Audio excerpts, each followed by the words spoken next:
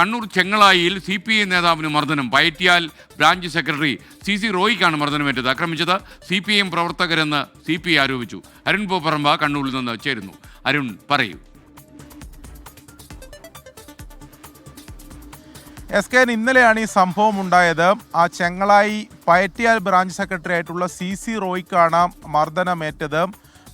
അതിൽ മർദ്ദനത്തിന് പിന്നിൽ CPIM പ്രവർത്തകരാണ് എന്നതാണ് CPI ചെങ്ങളായി ലോക്കൽ കമ്മിറ്റി ഉൾപ്പെടെ ഇപ്പോൾ അവർ ആരോപിക്കുന്നത്. ഇപ്പോൾ CC റോയി കണ്ണൂരിലെ മിംസ് ആശുപത്രിയിൽ ചികിത്സയിൽ തുടരുകയാണ്. റോയ് ഹൃദ്രോഗി കൂടിയാണ്.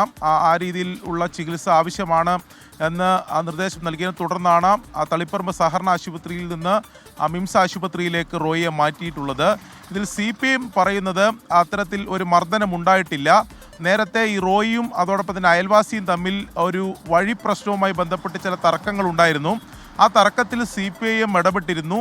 അതേ തുടർന്ന് ഇന്നലെ അവിടെ ഒരു വാക്കുതർക്കം മാത്രമാണ് റോയിയും CPIM പ്രവർത്തകരും തമ്മിൽ ഉണ്ടായത്.